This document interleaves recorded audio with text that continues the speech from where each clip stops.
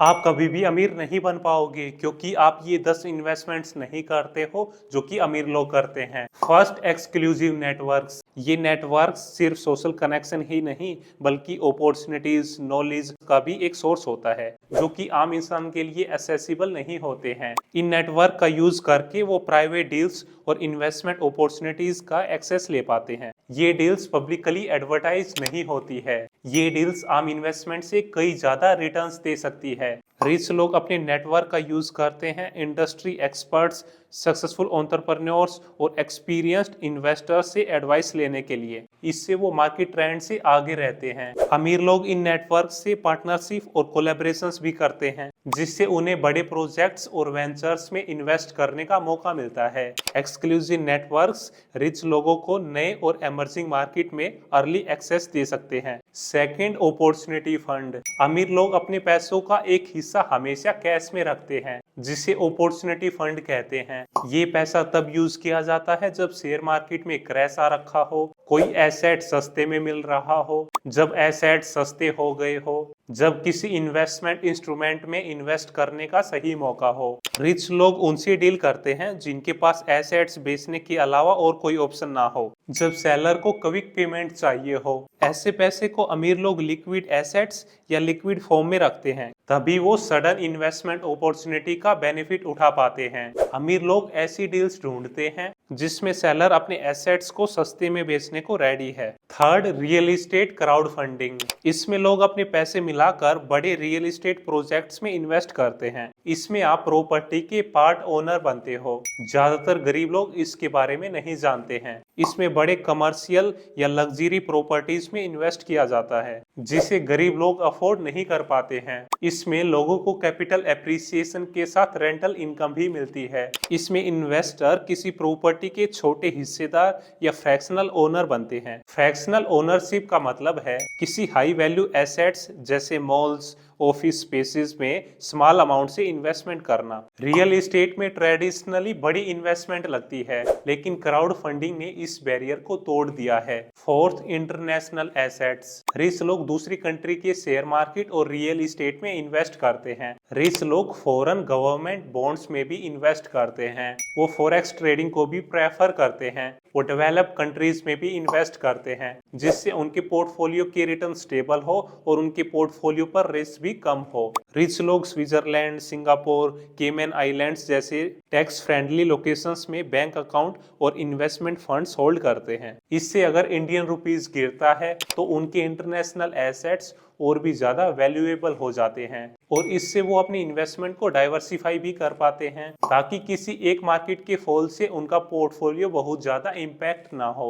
Fifth, private equity and venture capital. Private equity and venture capital से अमीर लोग या इंस्टीट्यूशनल इन्वेस्टर्स अपनी वेल्थ को ग्रो करते हैं। इनमें रिस्क और रिटर्न ट्रेडिशनल स्टॉक्स और बॉन्ड से ज्यादा होता है। प्राइवेट इक्विटी वो इन्वेस्टमेंट है जो उन कंपनीज में होती है जो स्टॉक एक्सचेंज पर लिस्टेड नहीं है और जब उनकी वैल्यू बढ़ती है तब वो उन्हें बेच देते हैं, लेकिन इसमें हाई कैपिटल की जरूरत होती है। वही दूसरी तरफ वेंचर कैपिटल एक टाइप का प्राइवेट इक्विटी इन्वेस्टमेंट है जो स्टार्टअप या अर्ली कंपनीज में होता है जो हाई ग्रोथ पोटेंशियल रखते हैं। वेंचर कैपिटल इन्वेस्टमेंट के बदले इक्विटी प्रोवाइड करते हैं। वीसी इन्वेस्टर्स ऐसे बिजनेसेस में इन्वेस्ट करते हैं जो मार्केट को डिसरप्ट कर सकती है या फिर नई मार्केट क्रिएट कर सकती है। प्राइवेट इक्विटी में इन्वेस्टर्स यूजुअली कंपनी का कंट्रोलिंग स्टेक खरीदते हैं। उससे उन्हें कंपनी के ऑपरेशंस, गवर्नेंस और डायरेक्शन पर कंट्रोल मिलता है।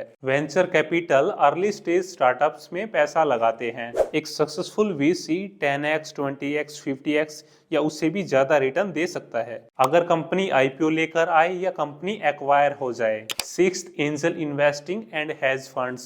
एंजल इन्वेस्टिंग में इन्वेस्टर्स अपना पैसा अर्ली एज स्टार्टअप्स या कंपनीज में इन्वेस्ट करते हैं। ये इन्वेस्टर्स अपने पैसे को इक्विटी या कन्वर्टिबल डेट के फॉर्म में इन्वेस्ट करते हैं। एंजल इन्वेस्टर्स हाई रिस्क लेते हैं क्योंकि ये ऐसे बिजनेसेस में इन्वेस्ट करते हैं जो अर्ली स्टेज है या जिनका कोई प्रूवन ट्रैक रिकॉर्ड नहीं है। ये ऐसे बिजनेसेस में इन्वेस्ट करते हैं जिनमें हाई ग्रोथ पोटेंशियल है, जिनकी टीम स्ट्रॉन्ग है, जो कुछ इनोवेटिव कर रहे हैं। एंजल इन्वेस्टर को इंटरेस्ट की बजाय कंपनी में ओनरशिप मिलती है। बहुत सारे स्टार्टअप्स फेल हो जाते हैं। इसलिए एंजल इन्वेस्टिंग बहुत ज्यादा रिस्की है और ये इन्वेस्टमेंट इलिक्विड भी होती है, क्योंकि इससे आप अपना पैसा तुरंत नहीं निकाल सकते हैं, क्योंकि इसमें आपको लॉक इन पीरियड फेस करना होता है।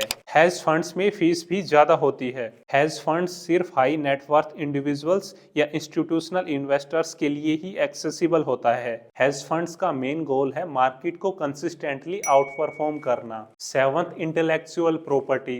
ये एक लॉन्ग टर्म वेल्थ जनरेटर है। ये लीगल राइट के साथ साथ एक इनकम स्ट्रीम भी है। जैसे आपको यूनिक प्रोडक्ट बनाकर उसे पेटेंट करा के रॉयल्टी कमा सकते हैं। ये आपको पैसिव इनकम देता है और ये एक एसेट है जिसकी वैल्यू टाइम के साथ बढ़ती है। इंटेलेक्चुअल प्रॉपर्टीज के कुछ एग्जांपल्स ये है। First, licensing agreements.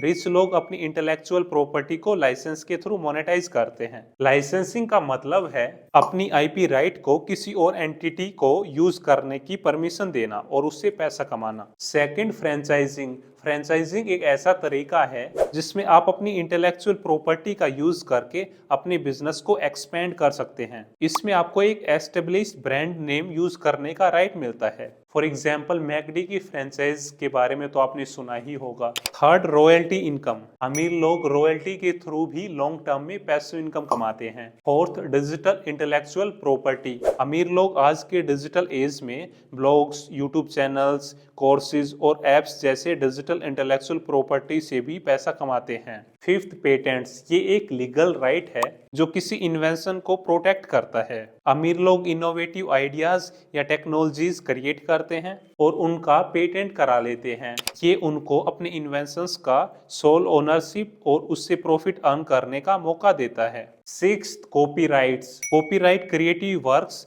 जैसे बुक्स, म्यूजिक, वीडियोस और सॉफ्टवेयर्स का एक्सक्लूसिव ओनरशिप को प्रोटेक्ट करता है। ये एक एसेट है जो इनकम जनरेट कर सकता है। Eighth, financial literacy and skills. अमीर लोग फाइनेंशियल लिटरेसी को एक स्किल के रूप में देखते हैं। ये स्किल उन्हें कॉम्प्लेक्स फाइनेंशियल डिसीजंस लेने में और रिस्क को समझने में हेल्प करता है। अमीर लोग high demand, high paying skills सीखते हैं।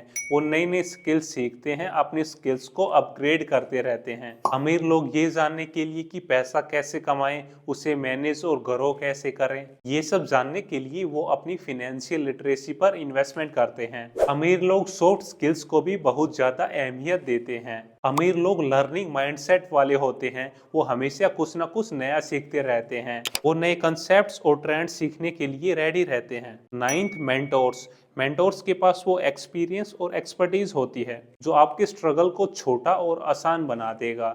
मेंटोर गाइडेंस से आप कई सारी गलतियां करने से बच सकते हैं। मेंटोर्स ये इंश्योर करते हैं कि आप अपने गोल से भटके नहीं, लेकिन आपका मेंटोर आपकी ही फील्ड का होना चाहिए, तभी वो आपको प्रैक्टिकल गाइडेंस दे पाएगा। अमीर लोग ये जानते हैं कि फ्री एडवाइस की जगह पेड मेंटोरशिप ज्यादा सीरियस और रिजल्ट ओरिएंटेड होती है। टेंथ, आउटसोर्स और ऑटोमेशन। अमीर लोग अपना टाइम रिपीटिटिव या लो वैल्यू टास्क पर वेस्ट नहीं करते हैं। ये काम को आउटसोर्स करते हैं, ऑटोमेशन टूल्स का यूज करते हैं, क्योंकि ये जानते हैं कि आउटसोर्स करके एक काम को एफिशिएंटली और एक्यूरेटली कराया जा सकता है। अमीर लोग टैक्स प्लानिंग के लिए सीए हायर करते हैं, पोर्टफोलियो मैनेज करने के लिए फाइनेंशियल एडवाइजर, वो अपना टाइम सेव करने के लिए पर्सनल असिस्टेंट्स रखते हैं। ऑटोमेशन का यूज सिर्फ टाइम सेव करने के लिए ही नहीं किया जाता है, वो काम को स्केल करने के लिए भी किया जाता है।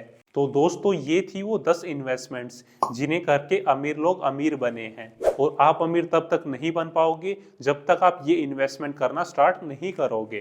आप ऐसे ही वैल्यूएबल कंटेंट के लिए इस चैनल को सब्सक्राइब करें, इस वैल्यूएबल कंटेंट को अपने दोस्तों के साथ जरूर शेयर करें।